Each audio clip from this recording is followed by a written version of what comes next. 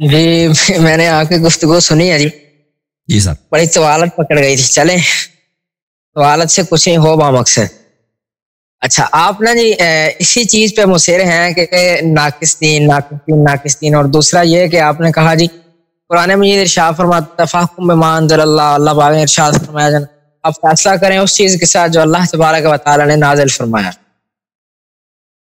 اب سوال یہ ہے جی کہ اگر اسی بات کو مان لیا جائے کہ فاحکم بما انزل اللہ، اسی چیز کے ساتھ فیصلہ کیا جائے گا جو اللہ رب العزت نے نازل فرمایا، یعنی کہ بما انزل اللہ اس چیز کے ساتھ جو اللہ نے نازل کیا، قرآن مجید نازل کیا. اب بات یہ ہے کہ جبکہ ہمارے مسلم شریف میں اور بھی بخاری شریف اور بھی کئی کتب میں ہمارے جو احادیث صحیحہ میں سے یہ بات ہمیں ملتی ہے کہ بہت سارے ایسے مواقع ہوئے کہ رسول اللہ صلی اللہ علیہ وسلم نے فیصلہ فرمایا تو فرمایا کہ وہاں یہ بھی الفاظ ملتے ہیں کیا تم یہ سمجھتے ہو کہ جو قرآن مجید میں ہے وہی حقیقت ہے، اسی کے ساتھ فیصلہ کیا جائے گا، وہی واضح ہے، میرے بات یا میں جس کے ساتھ فیصلہ کروں وہ کوئی معنی نہیں رکھتی. فرمایا جس طرح کہ اللہ رب العزت نے قرآن مجید نازل فرمایا جس طرح اس کے ساتھ فیصلہ کیا جاتا ہے، اگر میں بھی فیصلہ کروں تو میں بھی قرآن سے فیصلہ ہٹ کر نہیں کرتا. تو یہاں سے ثابت ہوا کہ رسول اللہ صلی اللہ علیہ وآلہ وسلم یعنی یہ کوئی ضروری نہیں کہ اسی کے ساتھ یعنی کہ جو واضح طور پر بظاہر قرآن مجید میں نظر آ رہا ہے اسی کو ہم لیں گے، اسی پر فیصلہ کیا جائے گا اگرچہ رتبی والا یابسین اللہ فی کتاب مبین. لیکن بات یہ ہے کہ ہمارے جو اذہان ہیں، ہمارے جو ذہن ہیں، ہم اس سطح کے اس درجے کے نہیں ہیں کہ ہم ہر چیز قرآن مجید سے اخذ کر سکیں، ہم ہر چیز کا استنباط اور استخراج قرآن مجید سے کر سکیں. ہمیں حدیث رسول صلی اللہ علیہ وسلم ہمیں مجتہدین کا سہارا جو ہے وہ لینا پڑے گا. دوسری بات وہ جو آپ نے ترمذی شریف کی دکھائی جی، وہ جی رسول اللہ صلی اللہ علیہ وسلم نے حضرت معاذ بن جبل والی جو بات ہے، آپ نے کہا ناصر الدین البانی صاحب نے اس کو ضعیف لکھا. ناصر الدین البانی جو ہے یہ تو جو ان کے مقصد کے نہ ہو، ویسے بھی یہ بہت ساری انہوں نے ایک کتاب لکھی ہے، اس میں انہوں نے کیا کیا ساری حدیث جو تھی ان کو ضعیف ضعیف ضعیف کہتے جناب انہوں نے ساری حدیث کو ضعیف کہہ دیا، یا کسی کو موضوع کہہ دیا یہ ضعیف کہہ دیا، ایسے انہوں نے سائڈ پہ لگا دیا. ابن تیمیہ صاحب کے یہ مقلد ہیں تو ان کی کیا بات ہے. تو بات یہ ہے کہ پھر آپ نے کہا جی دین ناقص. اب بات یہ ہے کہ آپ جس دین کی اشاعت کر رہے ہیں آپ تو پھر دین ناقص کی اشاعت کر رہے ہیں، یا پھر آپ یہ کہتے ہیں کہ آپ کے پاس دین کامل پہنچا ہے، ہم جو اہل سنت ہیں ہمارے پاس دین ناقص پہنچا ہے. تو یا اس بات کا جواب یہ ہے کہ یا تو پھر آپ کہیں گے ہمارے پاس دین کامل ہے تمہارے پاس دین ناقص ہے، یا آپ کہیں گے ہم دونوں کے پاس دین ناقص ہے. اگر ہمارے دونوں کے پاس دین ناقص ہے تو پھر ہم امت کے ساتھ جو ہیں وہ تو دغا بازی کر رہے ہیں نا جی، امت کو ہم دین ناقص دے رہے ہیں. جب ہم امت کو دین ناقص دے رہے ہیں، امت تو پھر ساری جو ہے وہ ناقصین میں سے ہو جائے گی، اس کا سبب ہم بن جائیں گا جو دین ناقص دے رہے ہیں. تو پھر آپ نے کہا کہ سبعۃ احرف والی جو روایت ہے یا حروف والی جو روایت ہے مشکوٰۃ شریف میں بخاری شریف میں مختلف جگہ پر آئی، تو جو 7 حروف ہے اس سے مراد کیا ہے؟ اس سے مراد یہ ہے کہ جس طرح کے 7 قراتیں مراد ہے، اس سے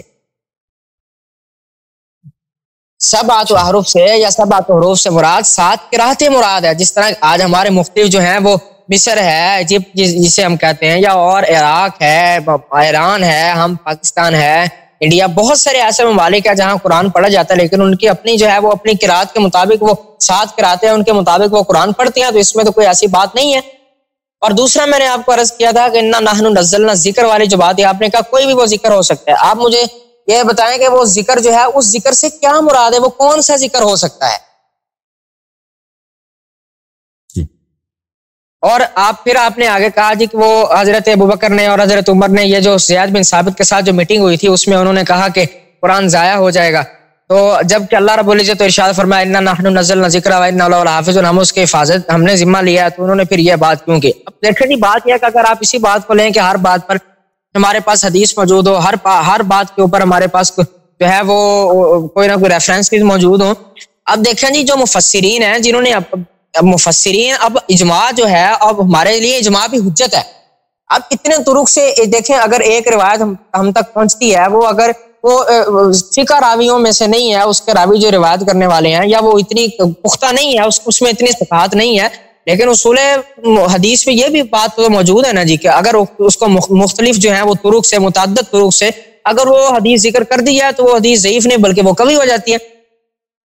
آپ دیکھیں کہ اب وہ جو بات آئی کہ جی وہ انہوں نے حضرت ابوبکر صدیق رضی اللہ عنہ، فاروق اعظم نے زید بن ثابت کے ساتھ جو میٹنگ کی تو انہوں نے اس طرح کیا. اب دیکھیں مفسرین جو ہیں، حضرت عبداللہ ابن عباس نے جو ہے سب سے پہلے تفسیر کی. اب اسی طرح مفسرین جو حضرت عبداللہ ابن عباس کون ہیں؟ وہ رسول اللہ صلی اللہ علیہ وسلم کے صحابہ میں سے ہیں، اور بلکہ کبار صحابہ میں سے ہیں. رسول اللہ صلی اللہ علیہ وسلم کے حضور صلی اللہ علیہ وسلم نے انہیں دعا بھی عطا فرمائی. تو اگر وہ حضرت عبداللہ ابن عباس یا مفسرین جو اپنی رائے پیش کرتے ہیں، اسی طرح اہل تشیع میں دیکھا جائے، اہل سنت میں دیکھا جائے، ان کے ہاں بھی مفسرین موجود ہیں، ہمارے ہاں بھی مفسرین موجود ہیں، اور شروع سے لے کر آئے تک مفسرین تفسیر کرتے چلے آ رہے ہیں، تفسیر کرتے چلے آ رہے ہیں. اور جو تفسیر بالرائے ہے، اصل میں اس کا بھی اس طرح معاملہ آ جاتا ہے کہ وہ ہر کسی کو بھی اجازت نہیں ہوتی، لیکن جو مفسر ہے وہ ایسے مفسر تو نہیں نہ بن جاتے. امام جلال الدین سیوطی نے لکھا، اور اعلیٰ حضرت گولوی سرکار اور بڑے بڑے جو ہے وہ ہمارے فقہاء، مشائخ، محدثین، مفسرین اس بات کو لکھا ہے کہ قرآن مجید جو ہے اس کا ترجمہ کرنے کے لیے، اس کے جو ہے وہ تفسیر کرنے کے لیے کم از کم 19-20 انہوں نے تو 25 علوم لکھے. 25 علوم کا ہونا ضروری ہے. اب صحابہ جو ہیں وہ تو علوم کا منبع و مرکز و محور جو ہیں وہ ہیں ہی سارا کچھ ان کے بعد، جنہوں نے رسول اللہ صلی اللہ علیہ وسلم کی صحبت مبارکہ پائی، بالخصوص حضرت عبداللہ ابن عباس. اب ہم مفسرین جو روایت کرتے ہیں، جو کوئی قول بیان کرتے ہیں، وہ کوئی نہ کوئی ان کے پاس بات تو موجود ہوتی ہے نا جس کی وجہ سے وہ روایت کرتے ہیں. اب یہ تو نہیں وہ ایسے اپنی طرف سے وہ ٹھونستے ہیں جناب یہ ایسے ہو سکتا ہے، یہ ایسے ہو سکتا ہے، یہ بات ایسے، یہ بات ایسے. اب اگر ایسے ہی ہم لے لیں کہ جناب کوئی حدیث نہیں پہنچی تو اس لیے انہوں نے غلط تفسیر کی یا انہوں نے کی نہیں، کوئی ایسی ویسی ہم بات کر دیں، تو پھر تو کوئی بھی آیت ہمارے پاس کوئی ایسی پھر نہیں بچتی جو ہم کہیں جناب یہ صحیح ہے جی، اس لیے کہ اس پر رسول اللہ صلی اللہ علیہ وسلم کے جو ہیں وہ احادیث موجود ہیں ساری اس کے ضمن میں. تو اس طرح پھر تشیع کے پاس جو تفاسیر ہیں وہ بھی پھر ساری باطل کی ہو جاتی ہیں. اہل سنت کے پاس جو جتنے بھی مکاتب فکر ہیں پھر تو ساری کی ساری باطل ہو جاتی ہے اگر اسی بات کو لے لیا جائے. اجماع بھی تو کوئی معنی رکھتا ہے نا جی، یا تو پھر اجماع کا ہم انکار کر دیں. جی سر. جی آپ ارشاد فرمائیں. جی میرے بھائی، اچھا اللہ آپ کو جزائے خیر. آپ مجھے ایک سوال کے جواب دیتے ہیں. آپ کا جب عقیدہ ہے قرآن مجید کامل ہے، اس میں کوئی نقصان نہیں ہے، اور بہت سارے شیعہ علماء کا بھی یہی پوزیشن ہے، تو آپ کے پاس اس مسئلے پہ کوئی حدیث کیوں نہیں ہے؟ کسی صحابی کا قول کیوں نہیں ہے؟ دیکھیں نا جی، یہی آیت ہے، اجازت دیں سوال کامل ہونے دیں. آپ کے پاس یہی آیت ہے، یہی آیت ہے جو اس مفہوم پہ دلالت نہیں کرتا، یعنی واضح طور پر دلالت نہیں کرتا. ہو سکتا ہے اس کا مفہوم یہی ہو سکتا ہے مفہوم کچھ اور ہو. تو یہ ایک آیت ہے، اس کو آپ نے پکڑ لیا ہے، اور کسی صحابہ سے بھی یہ مروی نہیں ہے کہ بھئی اس آیت کا یہ مفہوم ہے. رسول پاک صلی اللہ علیہ وسلم سے تو کوئی حدیث نہیں ہے آپ کے پاس، ویسے بھی تفسیر کا حدیث آپ کے پاس ہے نہیں. تو آپ کے پاس کوئی حدیث کیوں نہیں ہے؟ یا رسول پاک صلی اللہ علیہ وسلم سے یا صحابہ کے اقوال سے؟ یہ کوئی مشکل بات ہے کہ بھئی قرآن اتنا جو اہم کتاب ہے کہ وہ شہادت دیتے کہ بھئی قرآن کامل، اس میں کوئی نقصان. اس کے برعکس شہادات بہت زیادہ ہیں کہ قرآن ناقص ہے. میں آپ چاہیں تو آپ کو دکھا دیں وہ شہادت آپ کو. تو یا مجھے بتائیں آپ کے پاس کیوں نہیں ہے، اگر یہ کیوں دلیل زیادہ نہیں ہے اس مسئلے پر. مثلا ایک مسئلہ ہے وضو ہے، نماز ہے، کیونکہ یہ مبتلا بہ ہے، اہم مسئلہ ہے، تو اس پہ احادیث کئی زیادہ ایک ہے نا، اس طرح نماز اس طرح ہونی چاہیے، نماز کے احادیث ایک تو نہیں ہے، کئی ایک ہیں، یا وضو کے احادیث کئی ایک ہیں. تو اس مسئلے پر آپ کے پاس کیوں ایک بھی حدیث نہیں ہے، نہ رسول پاک صلی اللہ علیہ وسلم سے نہ صحابہ سے؟ اور اس کے برعکس روایات بہت زیادہ ہیں صحابہ کے قرآن ناقص ہے. تو آپ مجھے اس کا جواب دے دیں. بسم اللہ. آپ کا سوال مکمل ہو گیا جی؟ جی سر. جی آپ نے فرمایا کہ آپ کے پاس کوئی اس پر کوئی صحابی کا قول کیوں نہیں ہے، آپ کے پاس اس پر کوئی حدیث یا آپ کے پاس کوئی دلیل کیوں نہیں ہے. اب میرا سوال یہ ہے کہ آپ اگر اس چیز کے قائل ہیں جناب قرآن میں تحریف ہوئی ہے، تو آپ مجھے یہ بتا دیں کہ آپ کے نزدیک تو قرآن میں تحریف ہوئی ہے، قرآن کامل نہیں ہے. تو آپ نے پیچھے مجھے حوالہ دیا کہ اللہ رب العزت ارشاد فرما رہا ہے آپ فیصلہ کریں جو اللہ نے قرآن میں نازل کیا اس کے مطابق آپ اس سے فیصلہ کریں. اب سوال یہ ہے کہ جو آپ فیصلہ کرتے ہیں، تو اگر آپ وہ قرآن سے فیصلہ کرتے ہیں، آپ کے نزدیک ایک تو بات یہ آپ قرآن کے کامل ہونے کے قائل نہیں ہیں کہ قرآن جناب اس میں تعریف ہوئی ہے، قرآن مکمل نہیں ہے. اب دو باتیں ہیں. ایک بات یہ ہے کہ آپ جو فیصلہ کرتے ہیں یا آپ کے جو معاملات ہیں وہ آپ قرآن مجید سے اخذ کرتے ہیں. آپ مجھے چھوڑ دیں، آپ میرے سوال کے جواب دے دیں نا، مجھے سوال کے جواب دے دیں. آپ الٹا مجھ پہ الزام لگا رہے ہیں، میرے سوال کے جواب دے دو. میں آتا ہوں اسی بات کی طرف آتا ہوں، آپ میری یہ بات مکمل ہونے لگے. اچھا بات یہ ہے کہ آپ اگر قرآن سے فیصلہ کرتے ہیں یا قرآن سے کسی مسئلے کا استنباط و استخراج کرتے ہیں، یا تو آپ قرآن کو کامل مانتے ہوئے اس سے استخراج و استنباط کرتے ہیں، اس سے مسائل اخذ کرتے ہیں، یا آپ قرآن کو ناقص مانتے ہوئے اس سے استنباط و استخراج کرتے ہیں. اگر تو آپ قرآن کو ناقص مانتے ہوئے استخراج و استنباط کرتے ہیں تو پھر آپ کے مسائل جو ہیں وہ بھی کامل نہیں ہیں. آپ جو کہتے ہیں ہمارے پاس جتنا ہے وہ کامل ہے، پھر تو آپ کا بھی کامل نہیں ہے، اس لیے کہ ہم سب کا جو مرکز ہے وہ قرآن مجید ہے. آپ کا نزدیک قرآن کامل نہیں ہے تو آپ جن مسائل کا استنباط و استخراج کرتے ہیں وہ قرآن سے کرتے ہیں، تو آپ کے مسائل بھی ناقص ہوئے، اس لیے کہ قرآن آپ کے نزدیک ناقص ہے. اگر آپ کہتے ہیں قرآن کامل ہے اس لیے ہم قرآن سے تمام مسائل کا استنباط و استخراج کرتے ہیں، تو پھر ثابت ہوا قرآن کامل ہے اس لیے قرآن سے تمام استنباط و استخراج کیا جائے گا. ایک اور دوسری بات، قرآن فرماتا ہے رتمی ولا بسم اللہ فی کتاب مبین، ہر طری خشکی جو ہے وہ سب قرآن مجید میں موجود ہے. تو جب قرآن نے کہہ دیا کہ ہر طری خشکی جو ہے وہ قرآن مجید میں موجود ہے، جب قرآن ناقص ہو گیا، قرآن کامل ہی نہیں ہے، تو پھر جو قرآن نے کہا کہ ہر طری خشکی قرآن میں موجود ہے، پھر وہ تو قرآن کا خود بخود جھوٹا ہو گیا، اس لیے کہ قرآن ناقص نہیں ہے. اس لیے کہ ہم جو مسئلہ تلاش کرنا چاہیں گے ہم قرآن کی طرف رجوع کریں گے. قرآن ناقص ہے، قرآن کامل نہیں ہے. جب قرآن ناقص ہے، قرآن کامل نہ ہوا، تو پھر قرآن کے بعد تو رتمی والا بسم اللہ فی کتاب میں غلط ہو گئی. اچھا، اگلی بات، آپ نے کہا کہ جناب آپ کے پاس کوئی اس پر حدیث کیوں نہیں موجود، یا آپ کے پاس کوئی واضح طور پر بات کیوں نہیں موجود. دیکھیں جی، بات یہ ہے کہ جب اتنے یعنی کہ کہہ لیں طرق کے ساتھ، اجماع کے ساتھ، ہر یعنی کہ جو بھی روایت کرنے والا ہے وہ اکثر و بیشتر اسی پر دلیل دیتے ہیں، اسی پر دلائل دیتے ہیں کہ جناب قرآن مجید کی حفاظت کا اللہ رب العزت نے ذمہ لے لیا، اور ان کا جو مرکز ہے وہ یہی آیت ہے. اب میرا سوال یہ ہے کہ صرف اور صرف آپ ہی اس بات میں درست ہیں کہ اس پر کوئی دلیل موجود نہیں ہے؟ باقی مفسرین جنہوں نے کہا کہ اس سے مراد یہ ہے، اس سے مراد یہ ہے، کہ انہوں نے اسی آیت کو اپنا مرکز بنایا، کیا وہ تمام کے تمام غلط ہیں، آپ ہی اکیلے صحیح ہیں؟ یا پھر اگر اسی بات کو ہم کہہ لیں کہ جناب ٹھیک ہے آپ کہہ رہے ہیں جی اس میں یہ ناقص ہے تو اس پر کوئی دلیل ہمارے پاس موجود نہیں ہے، تو پھر وہ جو تمام مفسرین جن سے ہم تک یہ بات پہنچی، جن مفسرین نے اس بات کو اپنا جو تھا وہ مرکز بنایا. اچھا پھر چلیں تھوڑا سا آگے چلے جائیں. اللہ رب العزت ارشاد فرما رہا ہے ان علینا جمعہ و قرآن فاذا قرأناه فاتبع قرآن ثم ان علینا بیانا. اب جو ان علینا جمعہ و قرآن، جب اللہ رب العزت نے ارشاد فرمایا کہ ہمارے ذمہ کرم پر ہے قرآن کو جمع کرنا، ان علینا جمع و قرآن، آپ کی زبان مبارکہ پر اس کو جاری کرنا، آپ کے جو ہے یاد کروانا اور جمع کرنا ہمارے ذمہ کرم پر ہے.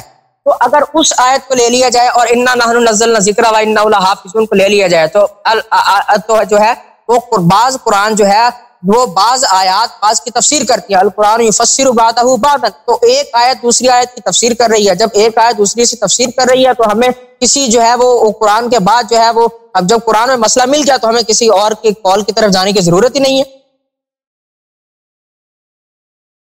تو جب قرآن کے ہوتے ہوئے حدیث کی ضرورت نہیں ہے، یہ کوئی کہنے کی بات ہے؟ نہیں، میں یہ نہیں کہہ رہا، میں یہ نہیں کہہ رہا جناب، میں قرآن اور کی ضرورت نہیں ہے، میں یہ نہیں کر رہا. میں کہہ رہا ہوں کہ اگر قرآن مجید ٹھیک ہے ہم اس بات کو تسلیم کرتے ہیں، ہر چیز ہے، قرآن حق سچ ہے، رسول اللہ صلی اللہ علیہ وسلم کے فرامین آ جاتے ہیں وہ بھی حق سچ ہے، لیکن آپ ارشاد فرما رہے ہیں جناب کہ اس پر آپ کے پاس کوئی روایت یا کوئی ویسی بات کیوں نہیں موجود کہ جناب اس سے ثابت ہو جائے.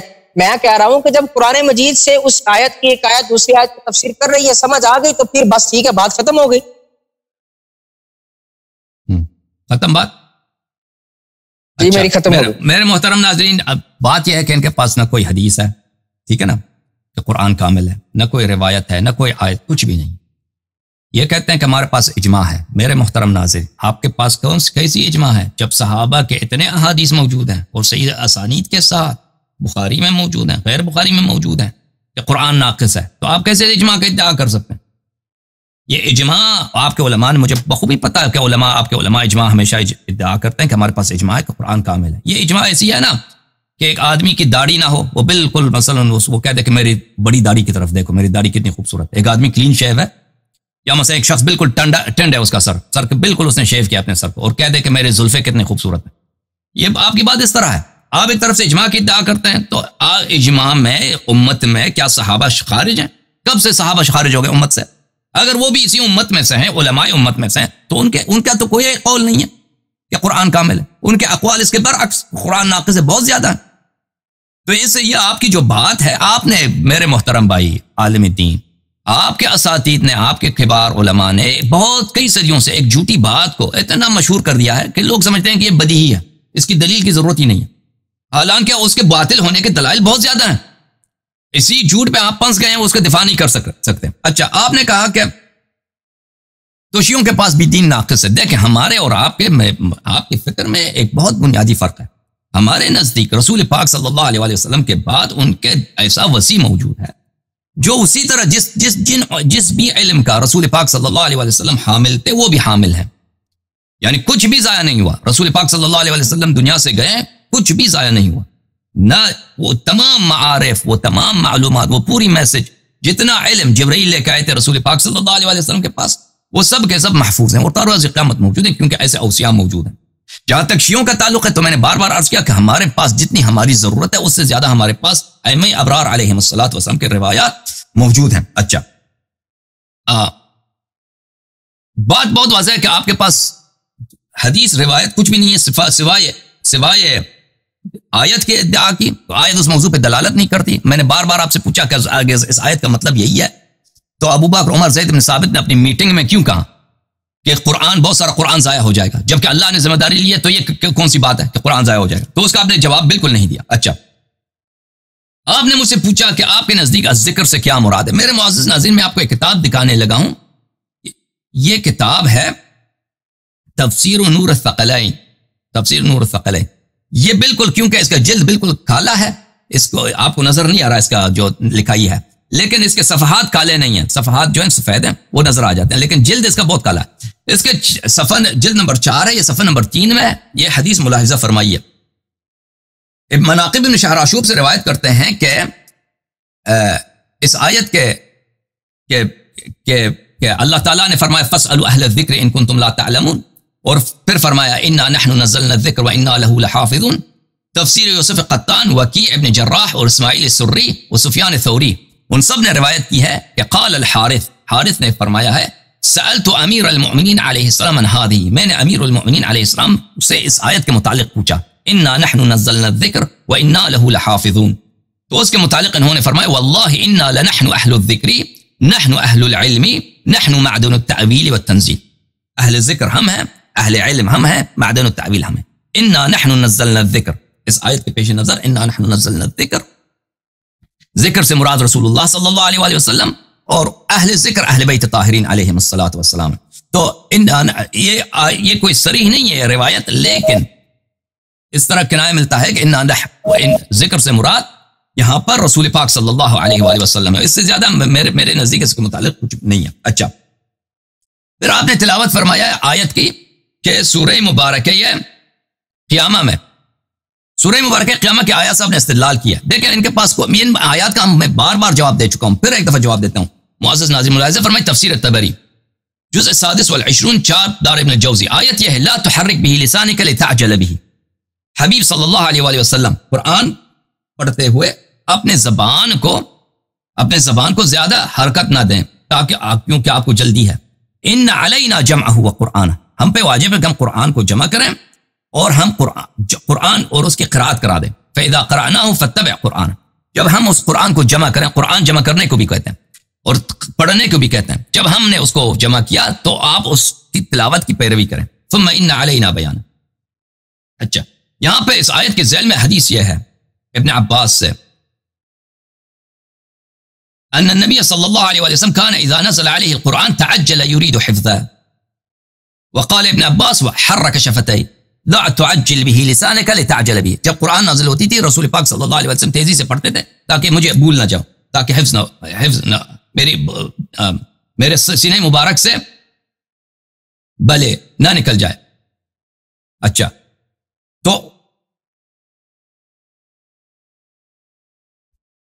تو جب یہ پتا چلا میرے معزز ناظرین، ابن عباس فرماتے ہیں ابن عباس فرماتے ہیں ان علینا جمعہ فی صدرک وقرآنہ تقرأ بعد. فرمایا ان علینا جمعہ وقرآنہ، یعنی آپ ڈرے نہیں کہ آپ قرآن کو بھول جائیں گے، قرآن کو میں آپ کے سینے میں جمع کر دوں گا. یعنی قرآن نبی کریم صلی اللہ علیہ وسلم کے سینے سے محو نہیں ہوگا. یہ جماعت مخالفین کے پاس جو حدیث ہے وہ یہی ہے. ہمارے پاس جو اس آیت کے متعلق حدیث ہے وہ یہی ہے ان علینا جمعہ وقرآن. علینا سے مراد یہاں پر کہ اللہ پہ واجب ہے، یعنی اللہ نے اپنے حجج طاہرین اوصیاء طاہرین علیہ السلام پہ واجب کیا ہے کہ وہ قرآن کو جمع کرے، اور امیر المؤمنین علیہ الصلوۃ والسلام نے قرآن کو جمع فرمایا ہے.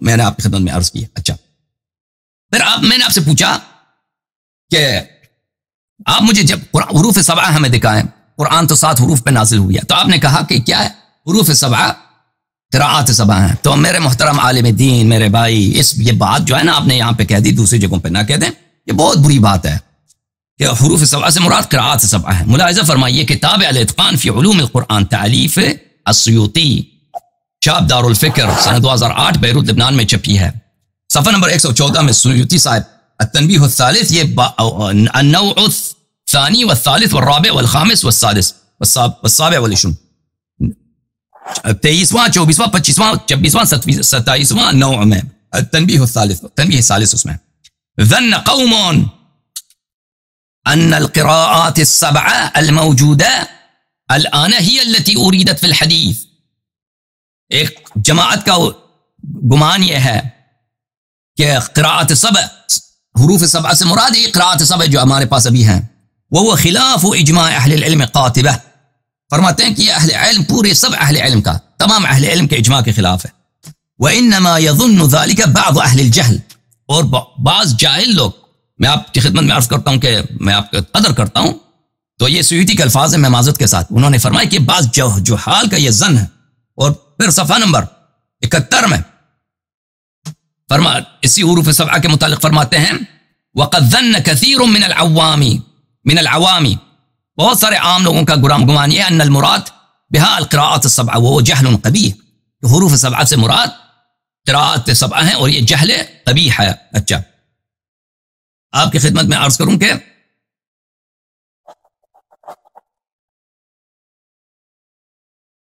یہ کتاب ہے النشر فی القراءات العشر، تالیف ابن الجزری، یہ بہت مشہور معروف کتاب ہے علم قراءات میں، ابن جزری صاحب کا، جزء اول، چھاپ دار الکتب العلمیہ۔ یہاں پر اس کتاب میں آپ کو لے کے چلتے ہیں صفحہ نمبر 26، بلکہ صفحہ نمبر 24 میں، یہاں پر وَأَمَّا الْمَقْصُودُ بِهَذِهِ السَّبْعَةِ، حروف سبعہ کیا ہیں؟ اس میں اقوال بہت زیادہ ہیں، 40 تک اقوال ہیں ان کے پاس کہ حروف سبعہ ہیں کیا، ایک قول تو ان کے پاس ہے، پتہ ہی نہیں چلتا کہ حروف سبعہ کیا۔ اچھا، المقصود بهذه السبعة فقد اختلف العلماء في ذلك مع اجماعهم على انه ليس المقصود ان يكون الحرف الواحد يقرأ على سبعة، وعلى ان لا يجوز ان يكون المراد هؤلاء السبع القراء المشهورين۔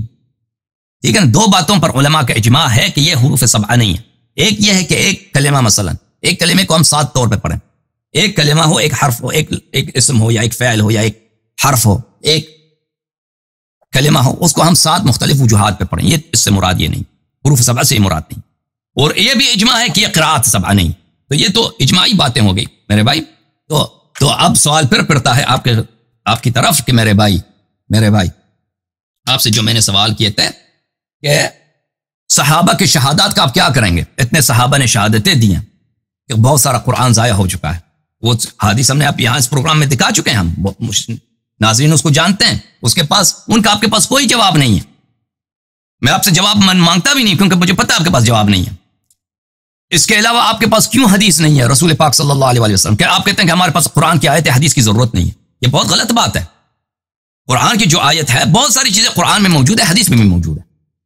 حدیث قرآن کی تائید کرتی ہے، حدیث قرآن کی تبیین کرتی ہے، تشریح کرتی ہے، اس کی زیادہ تاکید بتاتی ہے ہمیں۔ اور اگر قرآن کی آیت ایسی ہو کہ وہ اس کی دلالت واضح نہ ہو تو اس کی دلالت قرآن حدیث سے پتہ چل جاتا ہے، دوسرے مفسرین کا اقوال، یہ تو حجت نہیں ہے۔ تو آپ کے پاس حدیث پیغمبر صلی اللہ علیہ وسلم کیوں نہیں ہے؟ صحابہ کے اقوال کیوں نہیں ہے؟ قرآن کامل ہے۔ اس کے برعکس صحابہ کے اقوال ہیں کہ قرآن ناقص ہے، ٹھیک ہے نا۔ اور اس کے علاوہ یہ جو طعن بنتا ہے رسول اللہ صلی اللہ علیہ وسلم پر آپ کے مذہب میں کہ دنیا سے چلے گئے، کوئی اہتمام نہیں کیا بھائی قرآن کے جمع ہونے کا، وصیت بھی نہیں کی کہ میرے پاس قرآن جمع کرو۔